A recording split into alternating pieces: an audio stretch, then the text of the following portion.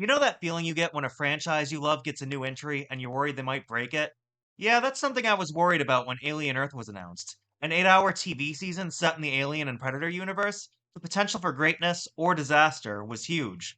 But knowing that Noah Hawley was behind this was more than reassuring. And after this two-part premiere, Neverland and Mr. October, I'm here to tell you, Hawley hasn't just pulled it off. He's given us something that might stand alongside the very best the franchise has ever offered.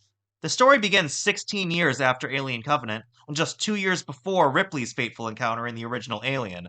Our way into the story is Wendy, played brilliantly by Sydney Chandler. She's a hybrid, part human, part synthetic, part of a corporate program called the Lost Boys, ostensibly created to be the perfect being. When a Weyland-Yutani freighter called the Maginot crashes into Prodigy City, unleashing something terrifying, we can already see how her quiet existence may rapidly begin to unravel. In Alien, Weyland-Yutani's greed was background noise. Here in Alien Earth, corporate greed is the melody.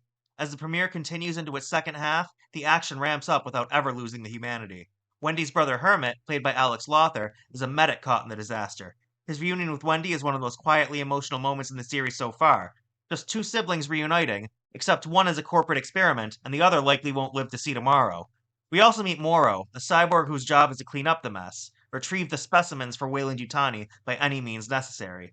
Sydney Chandler is already giving one of the standout performances of the year. She captures Wendy's innocence without making her entirely naive, and her compassion feels like an act of rebellion. David Risdall plays Boy Kavalier, the man-child CEO of Prodigy, with the kind of slick immaturity that makes him more dangerous, not less. Visually, Hawley keeps the alien aesthetic intact. Dark corridors, industrial hums, and environments that look both futuristic and dirty. But he also expands the palette. Prodigy City is bright, almost sterile, and that contrast makes the horror hit harder. The magic of Alien has always been about more than monsters. It's about survival, morality, and what people will sacrifice to keep breathing. On that front, Alien Earth is off to a phenomenal start. If the rest of the season can balance the slow burn corporate intrigue with the raw terror the franchise is famous for, we might just have a new Alien classic on our hands. For me, this two-part premiere earns a place alongside the most interesting entries in the Alien and Predator saga, and I cannot wait to see where Wendy's journey takes us. What did you think of Alien Earth's premiere? Too slow? Just right? Drop your thoughts below. And hey, if you liked this review, give it a like, hit subscribe, and I'll be back next week to cover episode 3.